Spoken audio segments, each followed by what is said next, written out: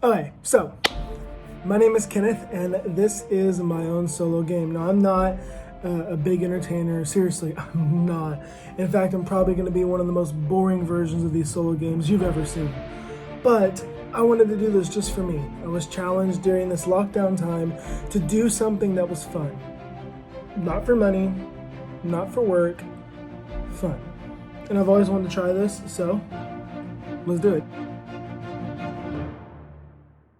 This is a solo game, which means that I'm going to be running a Dungeons and Dragons game by myself. I'm going to play the role of the PCs, the NPCs, everything. I'll be doing all that. And then I'm going to be using a system called the Mythic GM Emulator. So I have the basics of it right here on my tablet. I've also got my laptop up over here where I've got basic character sheet information, NPC stuff, looking up rules, things like that. Now, the whole point of this Mythic GM emulation system is that it helps me to figure out what's happening without having to plan it. Normally with a GM game or a regular Dungeons and Dragons game, you would plan everything out. I'm a DM for my group that I play with, and I enjoy it and I love it. I kind of want to be a player sometimes. And so this is me getting a chance to be a player. And so I've got this, what's called the fate system, in determining what happens. As we go along, I'll explain things, but basically it comes down to this. I determine how likely something is to happen. I roll based on the fate chart, and it gives me the numbers I have to roll to figure out what's going to happen and what likely it'll be. And then we'll figure it out from there. If it happens, we play it out like it's supposed to happen in the game.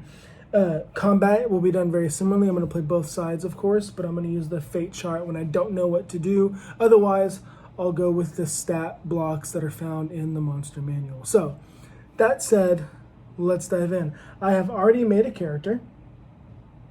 His name is Ming Zao, right? He is a monk from the Order of the Dragon. I know, very, very, very, very original, but still. And so this is essentially what I've written for his backstory. It says, I do not know my parents nor where I come from. I only know the order. As long as I can remember, I have been here in the monastery. This is my home, and despite the harshness of my training, I like it. Still, my interactions with the outside world do make me think that maybe it might be soon time for me to venture out into the world. And so in this monastery, it's high up in the mountains, it was started by a dragon that taught the monks how to fight defensively and offensively and how to do certain things. But most importantly, it taught them how to live, and it gave them a moral code that they are to live by. Now, I've been here my entire life learning the ways of the monk and, of course, how to perform hand-to-hand combat and other feats of great physical prowess. I've also learned to master the art of and the energy of ki. So that explains the fact that I'm able to do otherworldly things, other uncanny things with my body as a monk. Now, my master is Master Da Lung. He's a harsh, uncompromising teacher. He accepts nothing but perfection. He has injured students in the past and feels absolutely no remorse about it. The guy's a total jerk. Now, I myself almost lost an eye in his training, and it's left a gnarly scar there as well. Worst of all is that he believes in a might makes right philosophy, which permeates the whole culture of the monastery since he became the abbot of it. One of the students must defeat him in order to complete their training and become the new master of the order. So in order for another master to take over, they must defeat him in single combat. Now, all of the students, myself included, were desiring to do that, but I'm actually not quite sold on that. I'm actually not going towards that. But I am desperate to increase my rank because you see, right now, I'm simply a page. I'm an acolyte. And so in order to leave the monastery and travel out in the world for the next level of my training, I have to become a full brother. Right now, I'm just an initiate. And so that's actually where we're going to be starting our adventure. I am an initiate at my order. I've been here my whole life. I want to go out into the world But in order to do that, I've got to pass the exams. I've got to pass the test to go. And so we'll start there. I am going to be using D&D 5th edition. I know that's the popular thing. Everybody's using it right now. It's kind of the current game I'm playing as well. The reason I'm mainly doing that is, one, because as a DM, I want to learn the system more. I'm still in 3.5 Pathfinder kind of mindset, and so I want to learn this new system more. But also, because I think that it's a good system. I'm really enjoying playing it so far. Now, I chose to be a monk, way of the open hand, as vanilla can come. Hey, but like I said, you're not watching this to watch something exciting and interesting. You're watching it. Why are you watching it? Really?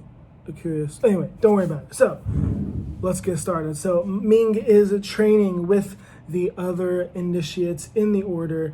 You can hear the scene kind of starts out where you've got the master Dailong screaming out orders, and the monks are responding and doing the proper forms. Ming's one of them joined in. Now, most of the initiates and brothers there are either human or dragonborn, or maybe even a couple elves, but that's it. You're not going to see any dwarves. You're not going to see any halflings or gnomes or anything like that. Mainly going to see humans, dragonborns, and a couple elves, but not very many. And so, as they're going through this, Ming is trying his hardest. Hua, hua, hua, is doing all the different things like that. After the exercise, time is over. Master Dalong motions him to come forward, and of course Ming does. He says, "What is it, Master? You wish to see me?" And he bows his head really, really low. The master looks him up and down as he sees him drenched in sweat, and he says, "You're not training hard enough. If you were training hard enough, this would not be difficult. You would not be even close to the level of stress you're under right now." Ming, of course, knows that his master is very difficult, and so he's going to respond with, "I'm doing my best, I promise. I will continue to try and continue to study and continue my hardest until I can eventually achieve the rank of full brother." Now, in the monastery, I actually haven't planned a lot of this out, so this is a wonderful opportunity to go to the fate system. Is it possible? Now, here's how this works. The fate system works like this. I'm jumping ahead of myself. I simply ask a question, a yes or no question, and the chart that I'm looking at gives me either four possible answers. Either exceptionally no, yes, or exceptionally yes, meaning definitely, absolutely no, just yes, and definitely, absolutely yes.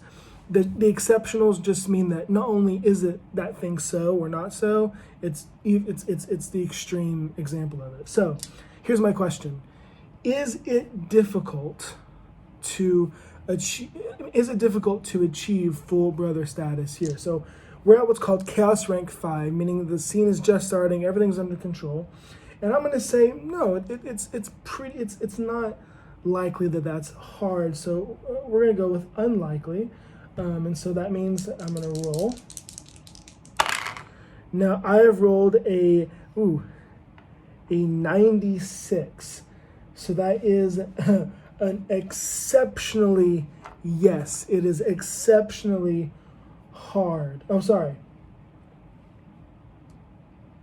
it's an exceptional no. So the higher you roll, the more no it is. So it is an exceptional. Means it's totally doable. In fact, it's actually easy to get to the rank of full brother. That just means that Ming's having a hard time because, well, he kind of sucks.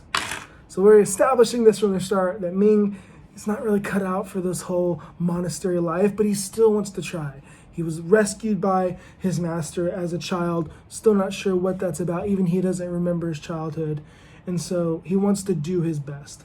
So here's the thing. As the scene progresses, one thing we can do is do a random event. But I'm gonna put that off. I want to save that for a little bit. For now, I'm thinking that most likely the master is going to say, no, here's the deal. If you want to achieve the rank of full brother and leave the monastery, you're going to have to pass the test that I administer to you. You must face someone who has already gone through gone through the test and is a full brother. You must face them in combat and best them. If you're able to do that, you can leave and go out on your own. Seems pretty reasonable. Seems pretty understandable. All right. So Ming says, okay, when do I do it? Tomorrow. Practice tonight. Your test is tomorrow. Okay, so Ming is ready for it. Now, I'm going to roll at this point. I'm going to roll a constitution check to see if Ming can keep it together. To keep it together. All right, 8 plus 3, 11. So normally when things like this is going to happen, normally as a GM, I would set the number, right? For things like this, it's going to be 10, and then I'm going to take the chaos rank into consideration. 10 plus 5 is 15. I only rolled an 11. That's not enough. So that night, Ming is not going to sleep very well. He's going to be worried about the test tomorrow. Maybe his stomach is acting up, so he's not going to have a good night. And so that night, he has nightmares, or he tries to go to sleep, but he can't. But for whatever reason, this first night, Ming is it's not a good night. He wasn't able to sleep well, and so he was able to rest, but we're not going to give him the full benefit of a full night's rest. And so he's not quite exhausted, but he's definitely not at his best. Knowing that, the next day arrives. And so now the scene is still going, but I want to explain a little bit about how Chaos Rank works. So Chaos Rank in the Mythic GM Emulation system works like this. The more in control of the scene that the PC is, the main character I'm playing is, the lower the Chaos Rank is. And the less in control, the higher the Chaos Rank. And so that just determines the percentages on how things go. So when I roll these Mythic Fate chart questions, when I roll them, based on the Chaos Rank, that determines the yes or no percentages, the likelihood of something being yes, no, or whatever. So, next morning comes around, and it's time to have our graduation exam. Okay, so next morning comes around. Again, Ming didn't sleep the best. He's still worried about the exam itself, but it is the next day, and so whenever Ming comes into the main courtyard of the monastery, there he sees several of the other monks that are in training there. In the early morning, it is time for the full brothers to have their training regiment, and so there's more initiates than there are full brothers. But still, one of Ming's friends, brother Tai Yang, is a part of that group. And Tai and Ming have had a friendly rivalry. They're about the same age for many, many years. And he became full brother months and months ago. And he's done nothing but rub it in Ming's face the whole time. And so Ming patiently waits on the corner watching the older brothers do their forms, which are a bit more advanced than what Ming knows himself, but still they're doing it. Watching Tai do his forms, Ming becomes incredibly jealous and zealous and wants to do it himself, but he waits. After that, he waits for the master to beckon to him. He runs up and he he kneels in front of him. The Master Da Long says, "Are you ready for your test? Are you sure that you're ready? Because this is your only shot. If you fail this, I won't let you try again for another year." Now, that sounds rough, but I think Ming's ready. I'm ready. Ming is ready. And so he nods, "Yes, Master, I'm ready. Who am I going to face today?" So that's the question. Who is he going to face? I would think it's probably going to be Tai Yang, right? That's the Master's kind of a jerk. He would love to put two friends against each other. So I think it's somewhat likely, Chaos Rank 5, that's Tai Yang. So is it Tai Yang? That's a 34. So it is, yes it is. Yes, it is. It is Tai Yang that the Master brings in. So Ming's looking around, waiting for brothers to step forward, and finally he sees Tai. and his heart drops. It just drops because he knows that these kinds of events, someone always gets hurt sometimes, and he doesn't want to hurt his friend, and more importantly, he doesn't want his friend to hurt him. And so he begs his master, please. In fact, he's going to try a persuasion check to see if he can get his master to change his mind. So chaos rank 5, 10 plus 5 equals 15. Can he do it? Can he get his master to just change his mind about who would be doing it? So that is a 19. So he's able to, we'll see, he's able to at least convince his master to hear him out. And he says, please, master, you have to understand that I'm friends with Tai Yang. I don't want to face him. If I face him and he gets hurt, I would never be able to forgive myself. Remember, Master Dalong is a harsh, uncompromising teacher. He listens, and he's been persuaded that, yes, clearly this would be horrible for one of his students to get hurt. But he wants nothing but perfection. And so he straightens up, and he says, Ming Zao, if you want to become stronger, you must learn to detach yourself from all of the relationships that you hold so dear. This world requires it. And to be in the order of the dragon, you must let go of your worldly entanglements. You will fight Tai Yang. And the winner will be determined by your own skill, not by my own mercy. Ming he knows he got through to his master, but his master's hard-heartedness just wasn't enough.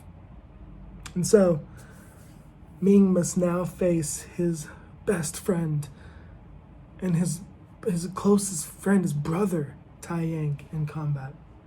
Ming grabs his quarterstaff and his darts, his package of darts at his waist, goes into the center of the courtyard where Tai Yang is seen spinning around his staff, ready to go.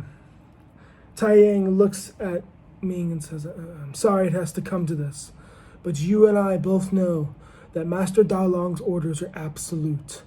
We must fight to the best of our abilities. I will not hold back against you. And if you hold back against me, I'll never forgive you. Ming is conflicted. He doesn't want. This is not how he expected his graduation exam to go. So the fight now starts, and so we roll initiative. So Ming and Tai Yang are practically the same character in terms of their stats and overall, and especially their equipment. Ming will roll first. I'm going to do them together. So, woo! Look at that. Ming got a natural 20, so that's awesome. So, initiative is going to be +3, so that's 23. And so it's Ming, and then, the other one is a 9, so Ming and then Tai. So, the combat starts. At this point, all of the acolytes, all of the brothers, all of the initiates, all of the different ranks of monks in the monastery are now all around the edges of the courtyard and up in the parapets and up on the balconies. They're all watching. The rivalry between these two is well known, and so everybody is excited to see the results of their training. Everybody is excited to see what's going to happen between these two that are so close. Now, we're going to start. So in this moment, Ming is first, and he doesn't quite want to close the gap yet. He wants to keep Tai Yang at a distance. So he's going to throw a couple darts. He's going to throw one dart, my bad. All right, and so he's going to throw that at Tai. Oof. All right, and so it's going to be an 11 against his AC, and Tai's AC is 17. and so he's not going to be able to do that. Now, Ming then is going to run around, just kind of run around trying to keep him at bay, spend his move action doing that. So now it is Ty's turn. And Ty is going to run and do a run around, try to catch him off and clip him with the quarterstaff. He's going to use two hands, making it a D8 if he does hit. And he does not hit, he misses entirely. So Ming, he runs around, swings it, and Ming kind of jumps up over it and kind of rolls, and then finally now they're next to each other within melee range. Ming takes his staff, and he's going to try and slam him. And he is going to hit. That's 18 against armor class, and so he is going to hit. And so that is a D6. Or no, he's using it two-handed. That's a D8 plus 4. So, he only rolled a 1, so that's 5. So, as he jumps up, he jumps over, Ty's swinging of the quarterstaff, kind of lands and rolls, takes his own, and smacks across the head. Now, getting this done, I'm going to spend a key point, which lets me do something called Flurry of Blows. Now, Flurry of Blows lets me do basically 2 more extra attacks after I attack. So, I get to do 2 unarmed attacks after I attack with the short sword. Okay, natural 20, awesome, in the first attack. And then the second attack is a 19, so both are gonna hit. And so let's roll damage for the first one. So in D&D 5th edition, depending on your DM, how you play for criticals, either it could mean max damage total or double the dice. I do double the dice. I think that's better. So 2d4 for the first hit. Okay, so we've got a 2 plus 4 equals a 6. 1 plus 4 equals a 5, so 11 damage on the first one. And then the second blow is going to be a 5 damage. So that hurt him. That hurt Ty a lot.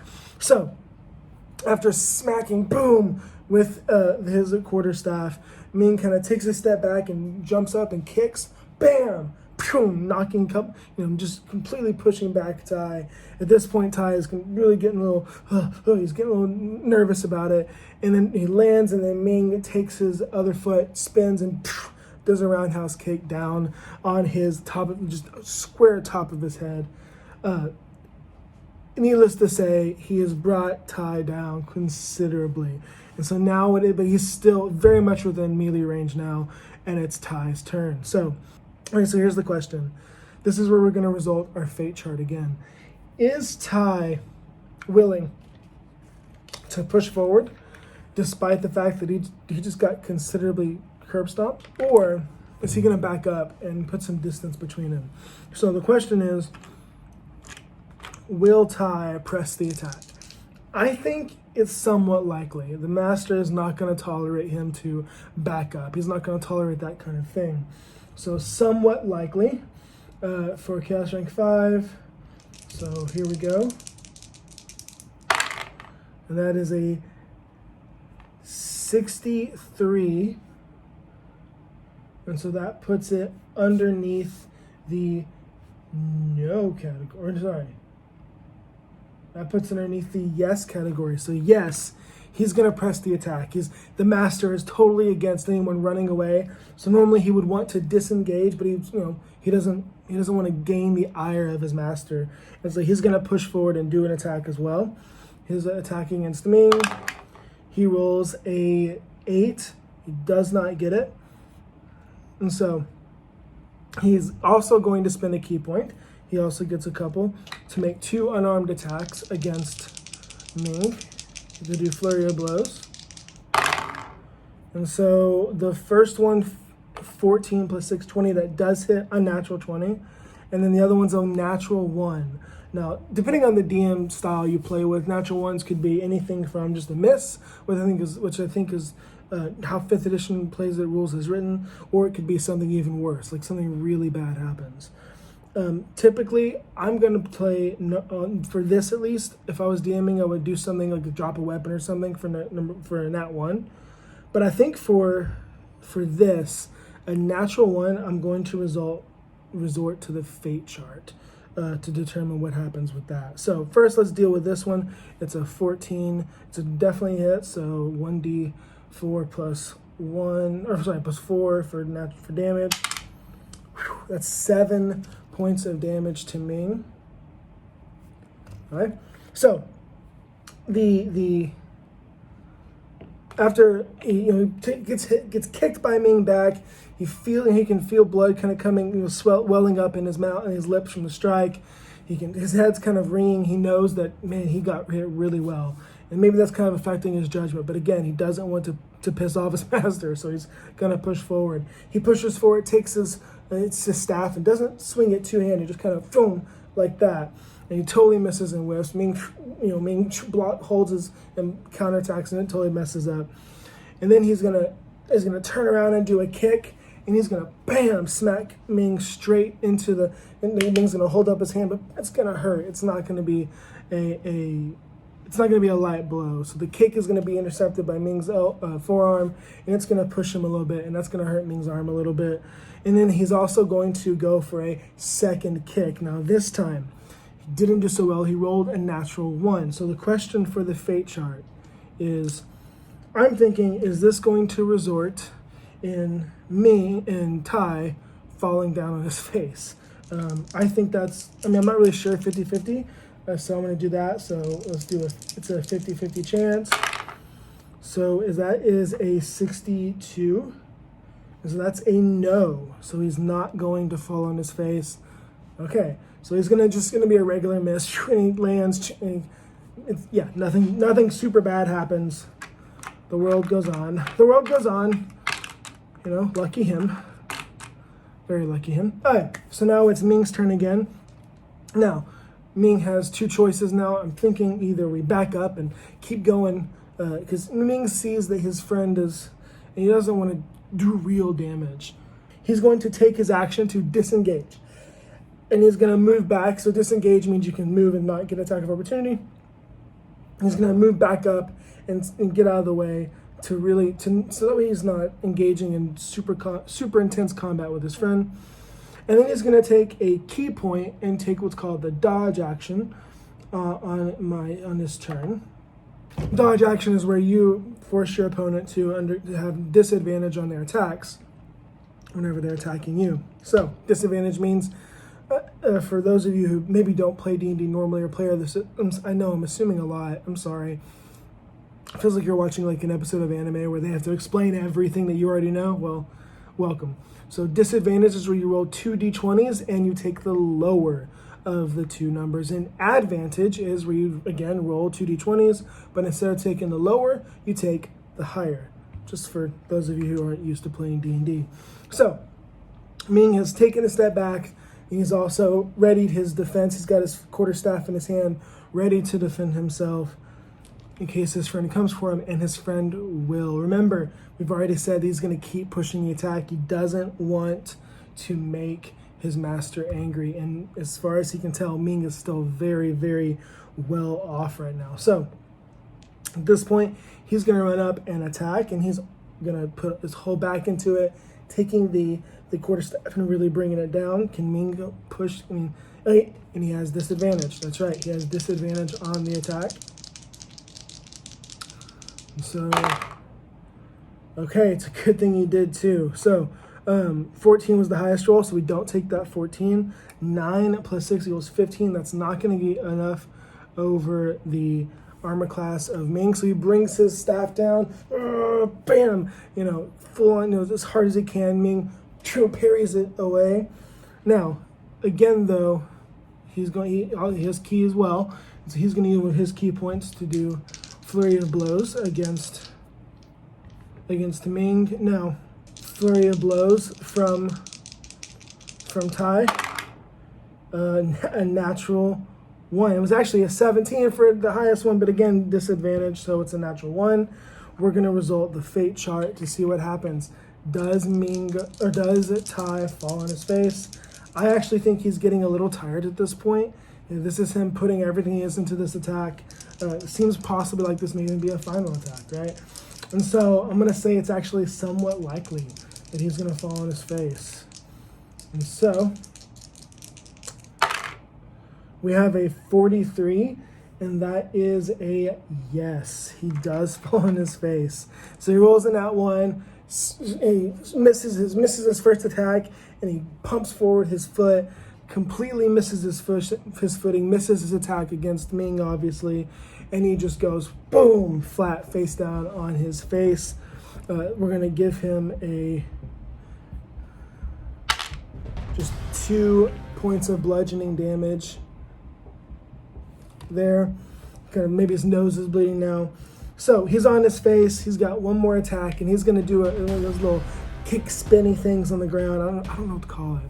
I should really look this up. I should look up martial arts if I'm going to play a monk character, right? Anyway, from the ground, he's going to spin over, and he's going to spin a kick like that on the ground. Again, disadvantage. And he misses entirely. It's a 2, not in that 1, so don't have to worry about rolling fate for that. So, during this whole exchange of back and forth and blows back and forth, he opens by bringing his quarterstaff down as hard as he can, and he parries it out of the way. He tries then to push up his foot in kind of like a mid-level kick to maybe the waist or the knee area. But Ming takes the quarterstaff again and pushes his leg out of the way. That causes him to lose his footing, and he face down on the ground, getting a little bit of damage after that. And then he tries to recover and do a spin kick on the ground, misses entirely, and ends up still remaining prone on the ground. So now it's Ming's turn. Now, in D&D 5th edition, whenever you have a prone target, you get advantage against all attacks. So Ming is going to roll for attack, and he rolls a 21, which definitely hits. He's going to be doing 2-handed with his quarterstaff, and so that is max damage. So that's 8 plus 4 equals 12. Okay, so that will bring the fight to a close. He brings his quarterstaff down, waiting for Tai to look up, and he just, bam, brings it square across his face. Blood comes squirting out of Tai's nose. You hear there's a kind of a silent hush across the courtyard, and all you hear is Ming sitting going, breathing heavy, thinking about what just happened, and then you also hear the groans of Tai on the ground, barely conscious. So Ming shakes the whatever little bit of blood off his staff, plants it in the ground, and goes, "Ah! I'm the Victor Master. It's time for you to let me go. I am now a brother." The adrenaline's getting to him a little bit. And so you hear it, just the Master is clapping, and has a very pleased and smug look on his face. And then here's the question. Is the Master going to tell him to finish Tai off? That's the question. I would think likely. That's likely. It's pretty likely that he's going to tell him, yeah, you need to finish him off. So let's result to the fate chart. Maybe he might be a little unusually merciful. So we have an 86, and so that's a no. He's not going to do that. And so he clapping, and he walks over to Ming, and he says, "Well done. You bested a full brother in combat, and did so handily. Very good job." And of course, he looks over at Tai on the ground, and he says, "You're still weak. How you made brother, I do not understand, but get to the infirmary, fix your injuries, and get back to training." And so the master has several of the other initiates take Tai off into to be recovered. And so at that point, a bunch of the other monks, especially the full brothers, come around Ming, and the master says, "Initiate Ming Zao, you have completed your exam to become a full brother of the Order of the Dragon. Now, stand tall in the teachings that you have been taught. You must now understand the weight of responsibility of being a brother. It's very simple. Follow the tenets of the dragon. Follow the very teachings that you have learned since you have come to this monastery as a small boy. Keep training, keep getting stronger, and one day, defeat me in combat. Claim ownership of the Order of the Dragon.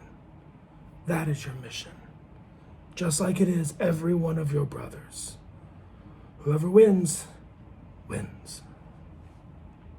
And so now all the other brothers are clapping. Yeah, woo, yeah. Everybody is super excited. And then you see the master go, "Bring them here." And so these two little acolytes, some small boys, maybe new to the monastery, just like Ming was back in the day, bring out an ink and needle set. And Ming knows exactly what this is what's about to happen. And so he kneels down, and the master comes over and begins applying a tattoo to Ming's forehead. This part right here. It's the coralling body of a simple dragon. So Ming sits there for about an hour or two and lets him put the simple dragon tattoo there to just remind everyone else in the monastery that Ming is, in fact, a full brother now. So I think that's a great place to end this kind of time together. Ming's well on his way, and so now he's a full brother. He can now leave the monastery if he wants. And so, yeah, that's a great little start to the adventure. It was really fun. That was a lot of fun. All right, so before we move on to the next scene, we have a small scene here. So one of the things that the Fate system and the Mythic system, and especially the Mythic GM Emulator does is it has you list what's called threads. Now, threads are basically just story ideas and beats that kind of get the thing moving on. And so I have to update that as at the end of every scene. So the thread this scene was to pass my exam, and so I've done that. So Ming has passed his exam. He's now a full brother of the Order of the Dragon. But now I've updated it to being check on Tai Yang in the infirmary, because he got hurt quite badly, and then also eventually to set out and actually leave the monastery. So those are the next couple threads we're going to be chasing. But before that, let's go to the infirmary. So the monastery, is very old. It's set up into the corner of the mountains. It is, high up in elevation, very difficult to get to on purpose. That's kind of the whole thing. You have to work hard to get there to learn the truth that you would get from the dragon. And so a bunch of the buildings are actually made of shingles and roofs. Things like, kind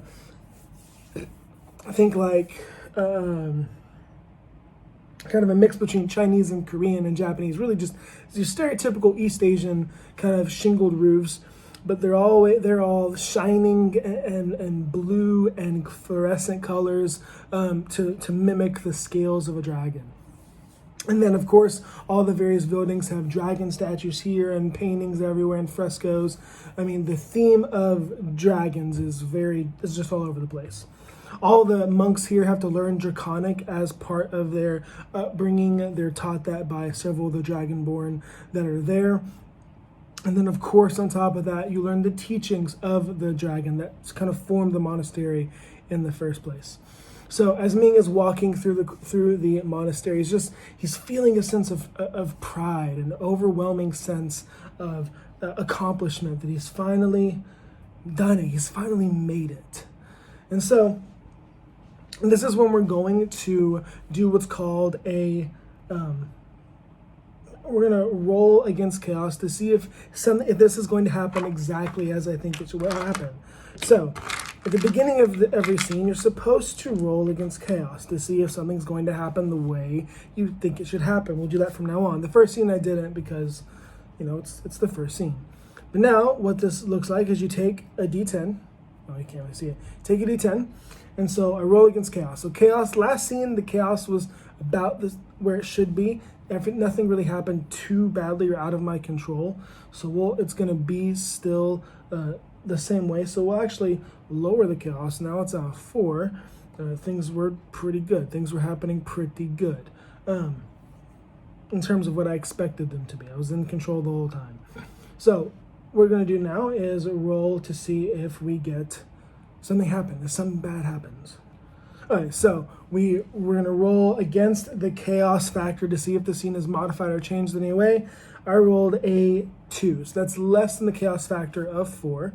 And so that just means that it will be altered. And since it was an even number, yes. So if you roll an odd value, it's it's interrupt. So it's interrupt scene, which means that nothing has happened the way it was supposed to happen, right? I was going to see Taiyang in the infirmary. Something even worse, something's not even worse, we don't know yet, but something totally different's happening. So let's roll a focus. So we're gonna roll a D10, a D100 percentile.